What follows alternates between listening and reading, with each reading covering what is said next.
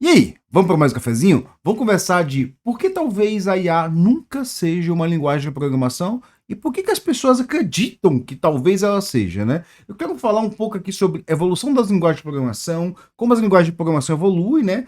Um pouquinho de probabilidade, determinismo, né? E para matar de vez esse assunto, né? Então vamos conversar?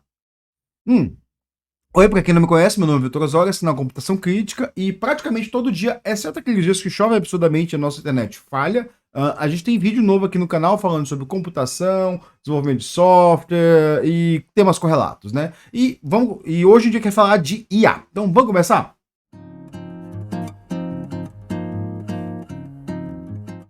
Bom, esse vídeo aqui, ele surgiu por dois motivos que ocorreram em paralelo, né? Eu estava assistindo um vídeo sobre a evolução das linguagens de programação e me surgiu uma pergunta aqui no canal, né? No meu último vídeo. Não, no meu último vídeo não, um vídeo bem antigo, né? Aquele vídeo Vale a Pena Aprender a Programar em 2026, um vídeo que teve bastante visualizações, né? Onde uma pessoa conversava que, o chat GPT está evoluindo muito, os modelos de IA estão evoluindo muito e eles vão ficar alguma coisa irrelevante, né?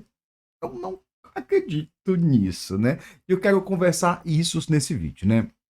Então, por que, assim, primeiro vamos pensar um pouco nas linguagens de programação, né? Como é que elas surgiram e como é que elas vão evoluindo. As linguagens de programação, né? Muitas vezes a gente tem uma ideia de que elas sempre foram o que está aí, né? Só que elas não sempre foram isso, né? Elas foram evoluindo com o tempo, né? Eu tô fazendo um trabalho arqueológico de científico aí, né? Tipo, lendo artigos antigos, né? Artigos relevantes da computação, baseado num vídeo que eu vi recentemente, né? E aí eu tava vendo o famoso, e não é um artigo, é uma carta, né? Que deu que matou o GoTo, né?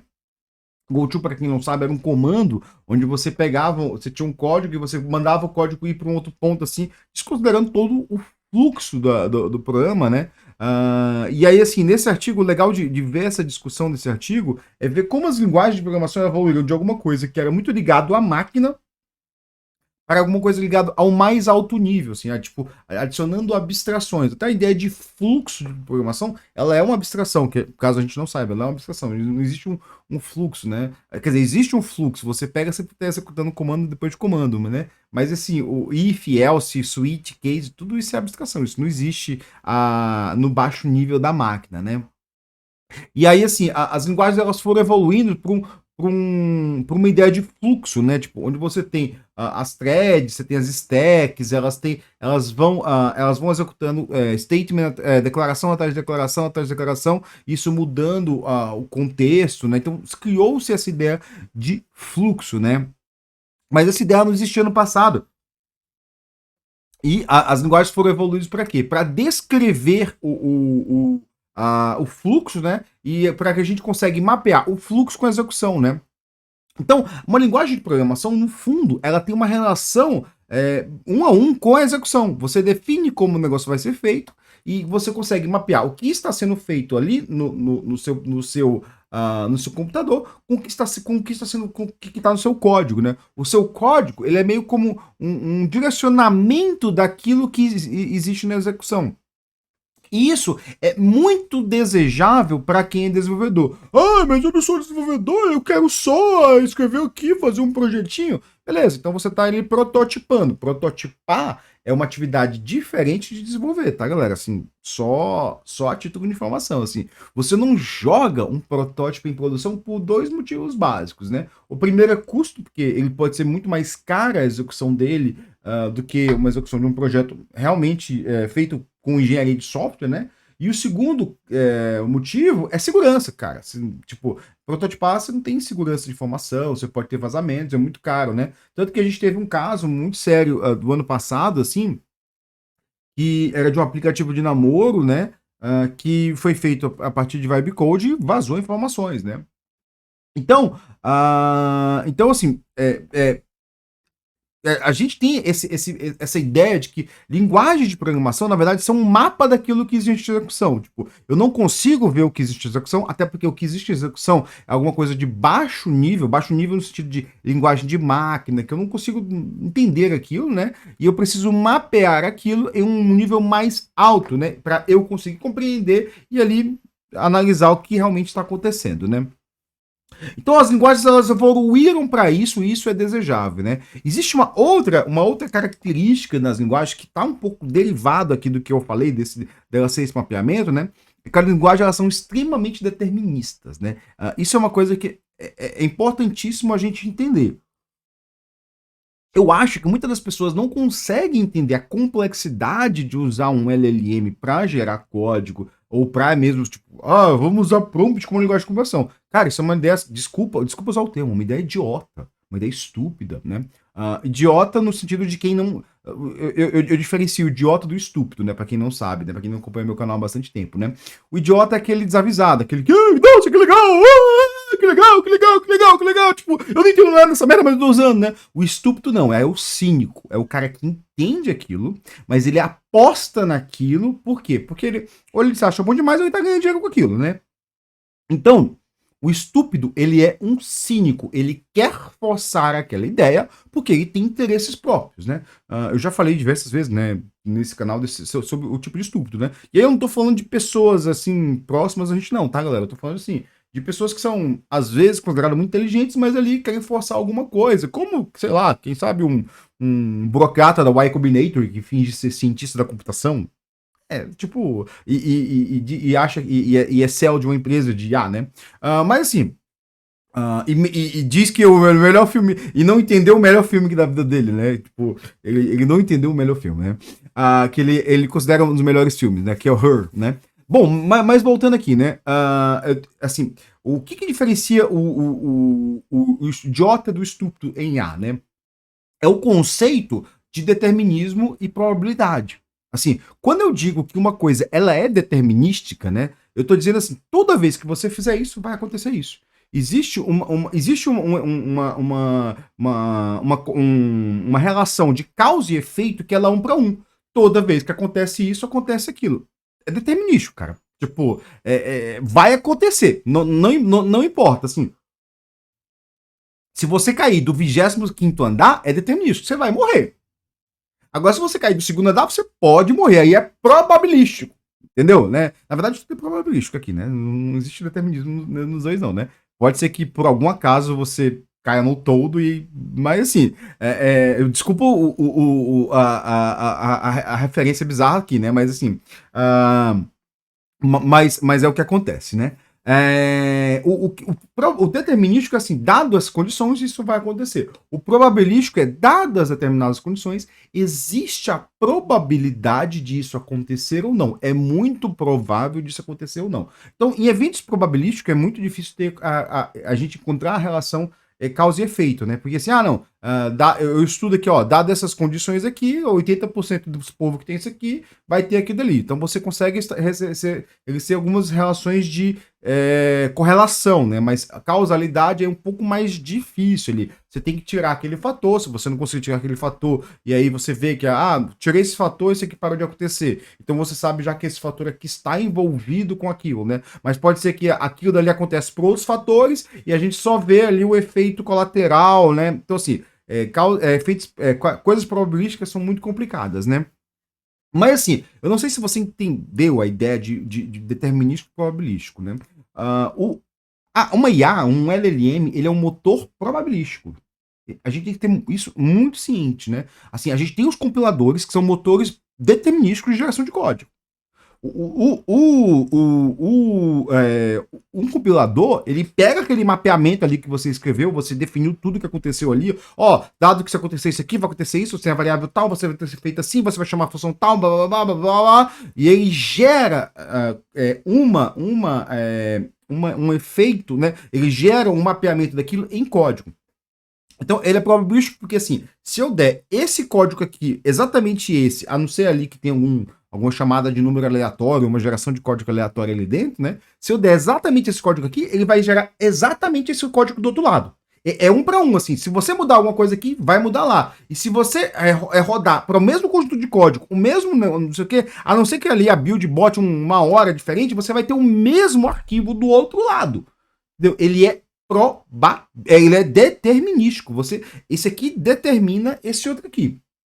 LLMs não são determinísticos, são probabilísticos. Pega o mesmo prompt e roda 10 vezes.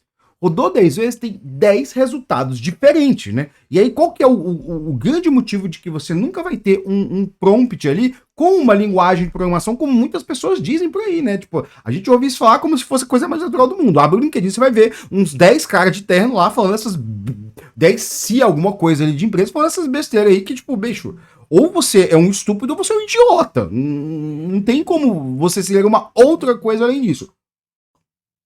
Ah, mas não sei ninguém falou tal coisa. Bicho, você falou tal coisa, olha, é um estúpido ou idiota. Porque assim, ou você não vai ter uma linguagem de programação probabilística. Nunca! Nunca! Por quê? Porque quando quem tá programando precisa entender exatamente o que está do outro lado.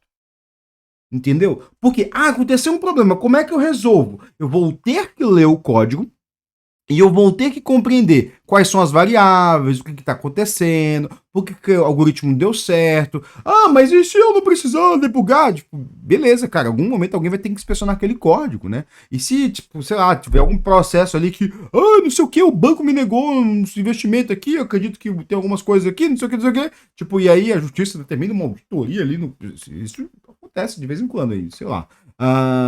Você vai ter que ou, tipo, algum bug, né? Por exemplo, a gente teve um bug muito sério no Twitter, antigo Twitter, né?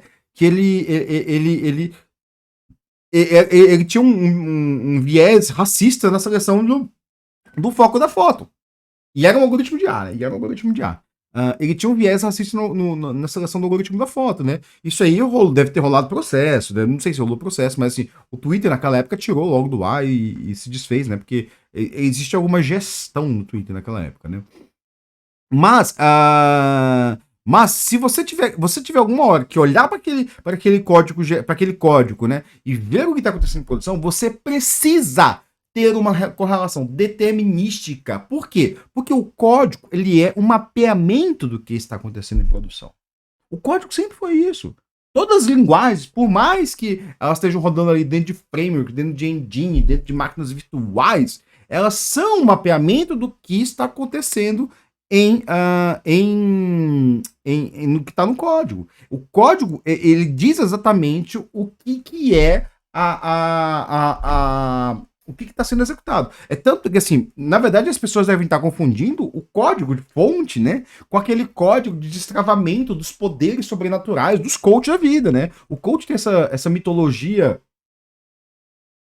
sobrenatural que você tem que achar os códigos do universo para destravar o crescimento. Só bobeira gigantesca, tá, galera? Assim, tipo, mas assim, o código-fonte não é esse tipo de código, tá? Esse tipo de código aí é senha, ou sei lá, outra coisa que vai destravar alguma coisa, mas isso aí não existe, tá? Assim, tipo, você pode escrever código, o código vai ser sempre um mapeamento, e o que vai destravar ali é um conhecimento ali que você vai ter, que é um conhecimento muitas vezes técnico-científico, né?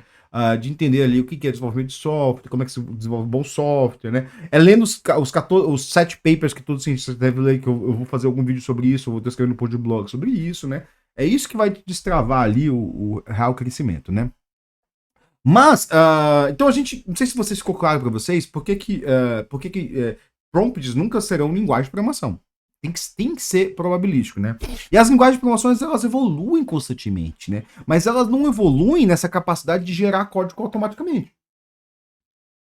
Não. Muitas vezes, assim, a gente cria frameworks ali que eles vão aumentar o nível de abstração, onde a gente pode definir o código de uma forma mais abstrata, né?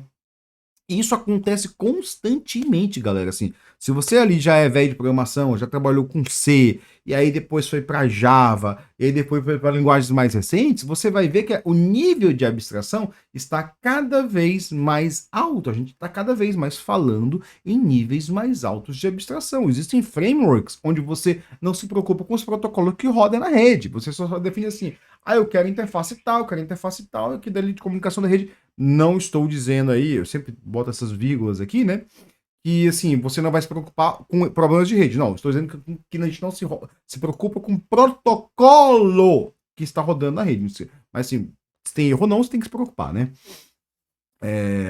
Então, a gente fala isso porque tem muito chato aqui. Mas não sei o quê. Não, a gente tem que botar umas vírgulas aqui para dizer que a gente está falando de um ponto e não de outro, né?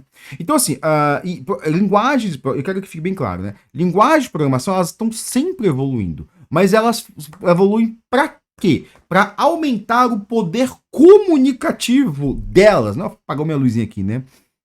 O que é aumentar o poder comunicativo delas, né? Você ter mais expressões, você poder se expressar de forma melhor, né? Mais verbal, né? Assim, tipo, tanto que eu acho engraçado quando as pessoas falam, tal linguagem é muito verborrágica, né? Assim, se expressar melhor é uma boa coisa, né?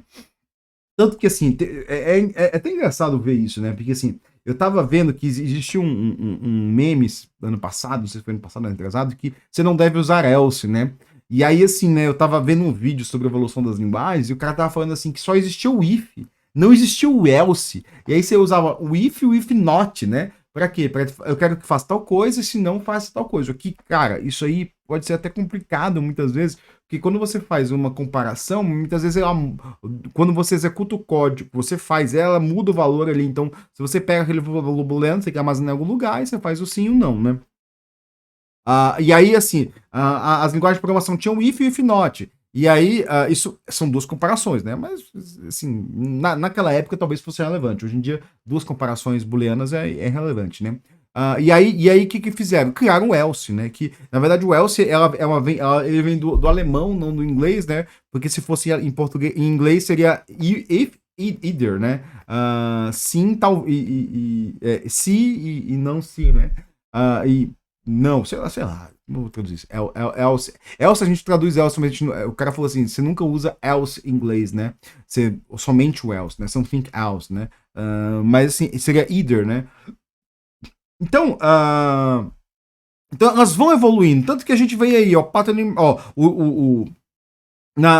e elas vão evoluindo, elas vão pegando coisas de outras linguagens, né? Isso que é muito interessante, né? Surge uma nova linguagem ali, né? A linguagem, ela cria novas formas de expressar problemas, né? E aí as linguagens antigas vão lá e copiam essas novas formas de língua problema e elas absorvem, né?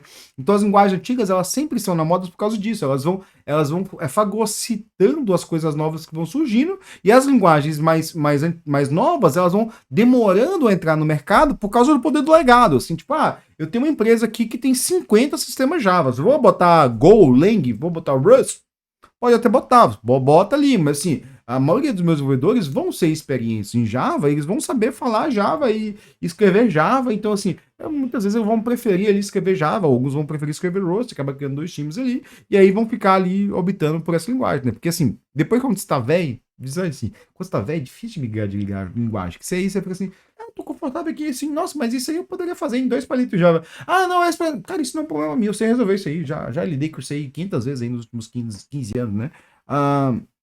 Então as linguagens, elas vão evoluindo, né? Absorvendo essas funcionalidades das novas linguagens, né? E aí tem uma outra coisa bem interessante, assim, que eu vou deixar o link desse vídeo, um vídeo bem interessante que eu vi, né?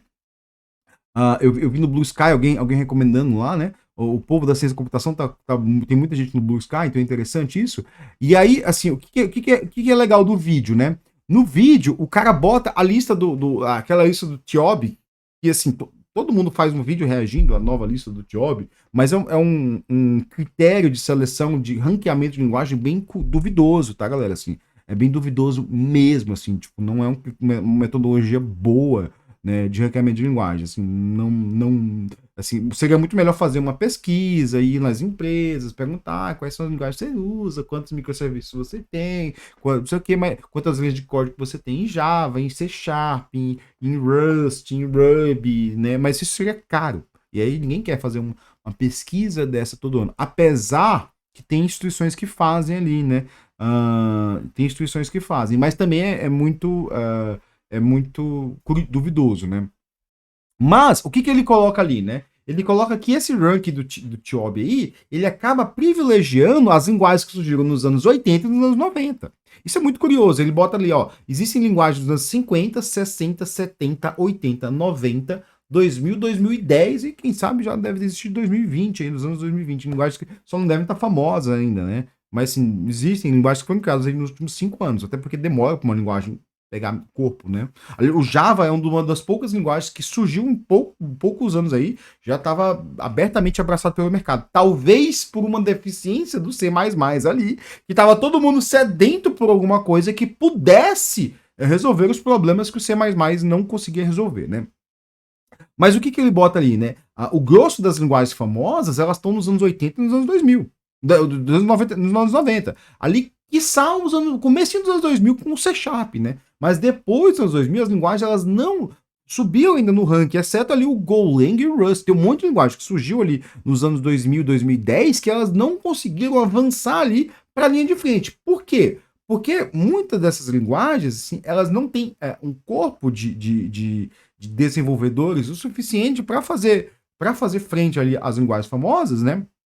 E também porque, assim, as linguagens dos anos anteriores resolvem todos os problemas dela, né? A maioria dos problemas delas resolve. Ou, se não resolvem, elas vão absorver em pouco tempo. É muito mais fácil você chegar para a comunidade, tipo, olha, cara, então, tal linguagem inventou tal coisa. E se a gente, em 2, 3 anos, adicionasse na nossa linguagem esse suporte aqui para resolver esse problema? É mais fácil você fazer isso aí do que falar assim, vamos reescrever tudo em Rust. É muito mais fácil, né? Então, as linguagens, elas evoluem, elas continuam evoluindo, elas têm que ser determinísticas, e aí já cai por terra essa ideia de, vai surgir uma nova linguagem aí, em prompt, não sei o que, blá, blá, blá, blá, né? E por fim aí, um comentário que fizeram, né?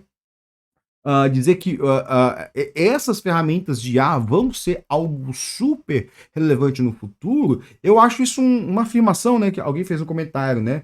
Paro para pensar o que foi outro dia o advento do GPT e olha onde estamos. O que será daqui a 5 anos? O que será daqui a 5 anos? Talvez uma grande crise da IA.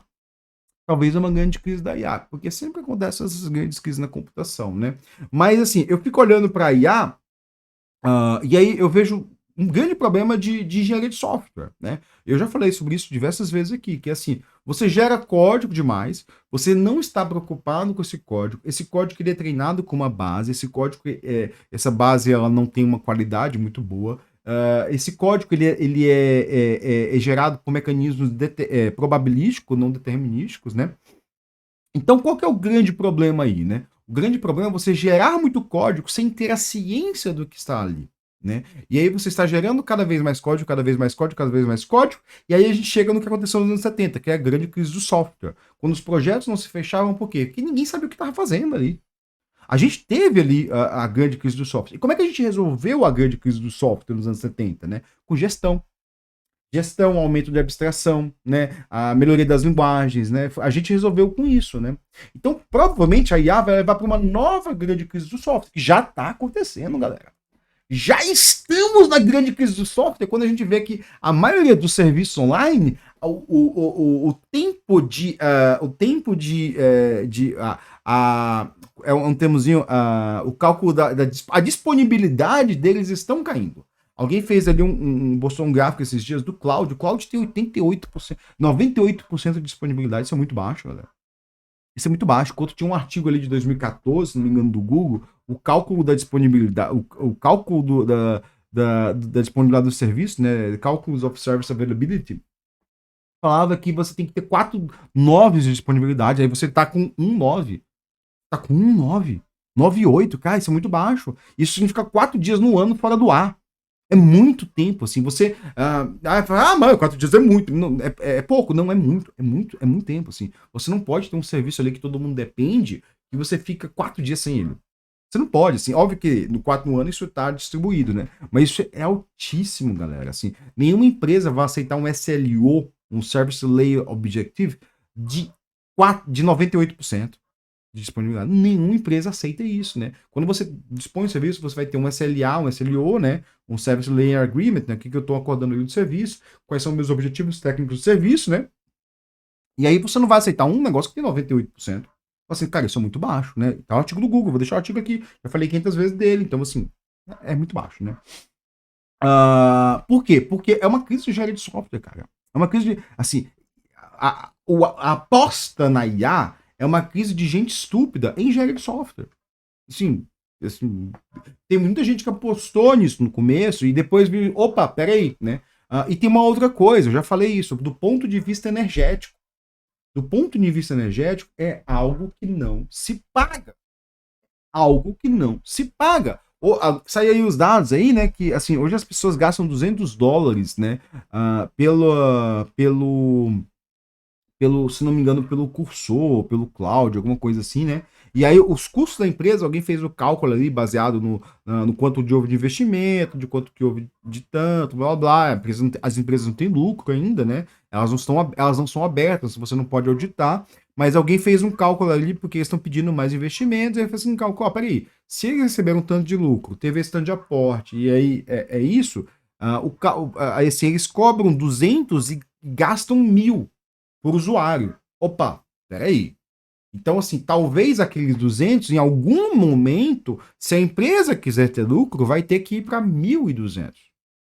E aí, $1.200 é um valor alto demais para desenvolvedores e empresas pagarem por aquilo. É mais fácil você contratar alguém por $1.200, converte aí 1.200, multiplica por 5 para tu ver quanto é que dá de... Imagina tu pegando e sabendo assim, pô, teu empregador paga 6 conto a mais para uma empresa, enquanto podia dar esse dinheiro para você. E aí, você faria o quê? Você faria o quê? Né? Ou, tipo, pô, podia contratar um estagiário, né? Pô, eu ensino o estagiário, né? O bom de ensinar um estagiário é que você pega ali, você contrata um estagiário, em 2 anos ele não vai ser mais estagiário, vai estar ali como um júnior, né? Sei lá, ele tá estudando, né? Quer dizer, o estagiário tem que estar estudando, tá, galera? O estagiário tem que estar estudando. Tem um vídeo meu sobre o assunto. Ele vai estar ali como júnior, em 4 anos ele vai ser um pleno, em 6 anos talvez ele seja um sênior, né? Então assim, você tem que ter muito cuidado com isso, porque você paga 1.200, aquilo ali sempre vai ser um júnior, né? E a outra coisa que eles estão apostando, né? Esses modelos, eles não estão evoluindo no modelo em si, eles estão evoluindo na quantidade de parâmetros. A quantidade de parâmetros reflete o quê? Na capacidade de processamento das máquinas que eles rodam. Então eles estão precisando de máquinas cada vez maiores para processar máquinas com recurso maior. Por isso está tendo um conflito geopolítico de energia, vão instalar, vai invadir tal país para instalar data center nele. Os caras estão querendo fazer isso para quê? Para melhorar a capacidade da IA. Porque eles acreditam, e isso é uma fé deles, tá, galera? Isso assim, eu quero dizer bem claro que, assim, a partir do momento que você sai da concepção, assim, de tipo, olha, do que é algoritmo, blá, blá, blá, para a concepção do que é humano, do que é vida, e os caras acreditam que, tipo, criando máquinas cada vez maiores, né? Aí eu não vou definir se eles são só idiotas ou estúpidos, talvez eles sejam os dois, né? Eles vão criar um ser ciente. Eles vão criar consciência. Isso é fé, galera. Isso aí saiu da computação e vai para a fé. Porque você não pode falar de consciência, de vida, na computação. Assim, não, isso assim, como eu falei, né? A computação, os programas, eles são determinísticos, eles não são probabilísticos, assim, né? Então, falei um monte de IA aqui, falei sobre a evolução da linguagem, né? Eu vou ter uma reunião em 5 minutos, então vou ter que me preparar um pouquinho, vou até ligar o ar-condicionado que ficou quente aqui, né? E eu espero que esteja jogando alguma coisa. Tirar essas balelas que falam aí o tempo todo, assim. Citaram também alguns influencers, aí eu não vi o vídeo dessas pessoas. Eu digo que assim, o que eu consumo de YouTube, né, vai estar linkado aqui embaixo, né? E são pessoas que falam sobre IA, né? São pessoas que têm uma relevância na computação, não são pessoas que estão aí. E assim, tem uma outra coisa que eu posso falar também em algum outro vídeo, que assim, a gente não pode se levar pelo papo de vendedor, tá, galera? Assim, eu vi uma apresentação ali do não sei o quê. Bicho, a pessoa tá vendendo alguma coisa. Tipo, é que nem você entra pra alugar uma casa. Nossa, tá tudo pintadinho, tá tudo bonito. Cara, pede pra ver as instalações elétricas. Pede pra ver como é que tá as coisas. Pede pra ver como é que tá. Pede pra olhar o motor do carro. Chama um mecânico, bota pra ele ouvir o barulho do carro andando antes de comprar o carro, né? A gente tem que ter muito cuidado com o papo de vendedor. Muito cuidado mesmo. Mas não sei quem não ganha dinheiro com isso. Ganha view. Muita view. Se eu fizesse aqui um vídeo, né? Tem muita gente perguntando, porque seu canal não conhece. Se eu fizesse um vídeo, nossa, veja que coisa maravilhosa que o Cloud faz. Tipo, ia ganhar um monte de view. Ia ganhar um monte de view. Eu tenho certeza disso, né? Mas eu não quero fazer isso. Eu não me proponho fazer isso. Eu quero falar de computação, né? Eu não quero, assim, com todo respeito a quem faz, assim, tipo, eu não quero fazer isso, né? Então, galera, é isso aí. Eu espero que tenha te ajudado com alguma coisa. Se te ajudou, comenta, dá um like aqui, compartilha com aquele seu coleguinha ali que acha que o Terminator ali vai surgir do nada com o cloud, né? Na verdade, o que vai surgir com o cloud é um bando de dívidas no cartão de crédito da pessoa, né? Que vão se tornar impagáveis e depois os clientes dele vão ficar putos da vida porque a nova crise do software está vindo. Então é isso, pessoal. Valeu, muito obrigado. Bom fim de semana e curte aí. Toma um Big Bag aí, uma coquinha, come uma pizza, curte o fim de semana, porque fim de semana é para você descansar. Valeu!